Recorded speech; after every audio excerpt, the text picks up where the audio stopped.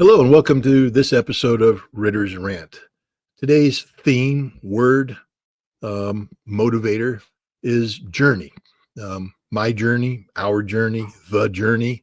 The journey I'm talking about, of course, is what I call Project 38.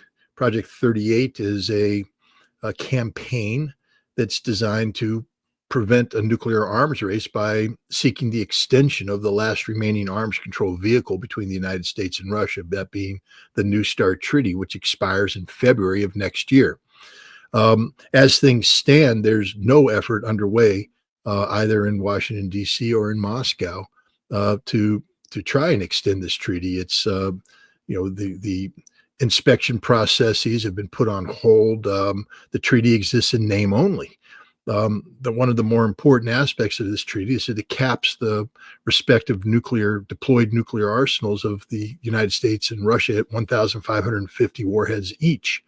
If this treaty expires, immediately thousands of warheads that are currently stored in reserve in a non-deployed fashion will be brought out of storage and deployed, and we'll see almost within a month, the number of deployed warheads rise from 1,550 to 4,000, 5,000, 6,000 warheads.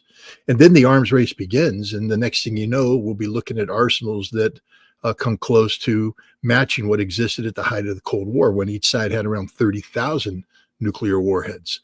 And when you have this many nuclear warheads in an environment where the United States and Russia operate, and this is according to Senator Marco Rubio, who's currently the Secretary of State, who has acknowledged that the United States is engaged in a proxy war with Russia, using Ukraine as the proxy. But in short, the United States is at war with Russia. And you have the United States and Russia in a war, proxy or otherwise. And concurrent with this, you have a nuclear arms race.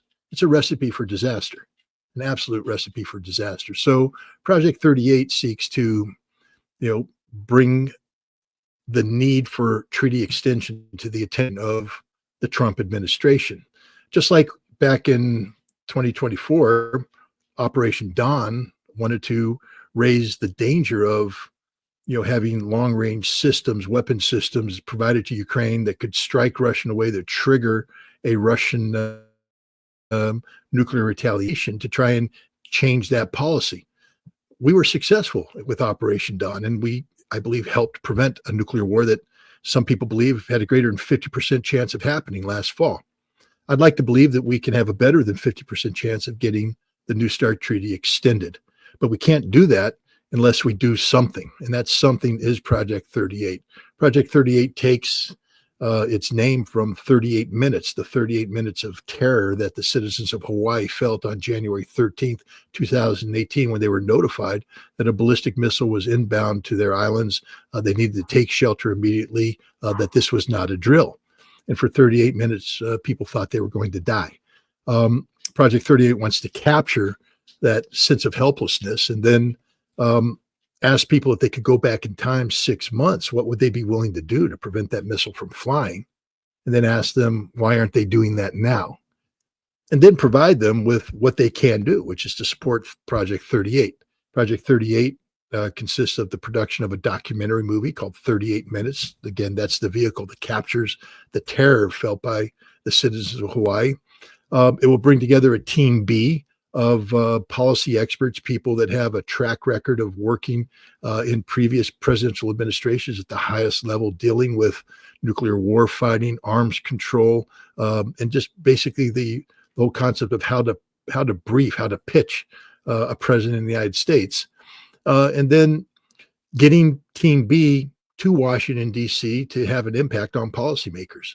Our goal is to bring this issue before the president of the United States sometime in December, so that by February of 2026, the president can implement policy that extends the New START Treaty. This is what you get by supporting Project 38. And today we had a fundraiser in Albany at the Friends House, the Quaker House.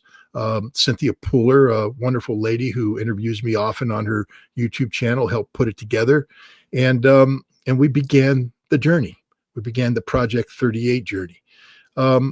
It's a journey that I can't do it by myself. It's a journey that has to be coordinated. It's a journey that has to be completed, but it's also a journey that has to start. And that's what this video is about, announcing the start of Project 38. You can find out about Project 38 by going to my Substack page, scottritter.com. It will take you there. You'll find an article that details it. You'll also find out how you can support Project 38 through donations, which, again, are essential. Without donations, we can't do Project 38. We can't do the work that's necessary. We can't make the film. We can't underwrite the travel, the funding, etc. And this is a team effort. And the other thing I'd like to announce is that as part of this, anybody who donates more than $500 will make sure that their name gets put on the credits of the movie, and that way the whole world will know that you played an important role in making 38 Minutes, the movie, a possibility. Anyways, that's my word of the day. The journey, my journey, our journey, perhaps one of the most necessary journeys of our time. Thanks for listening. Next time a thought crosses my mind, I'll be sure to let you know.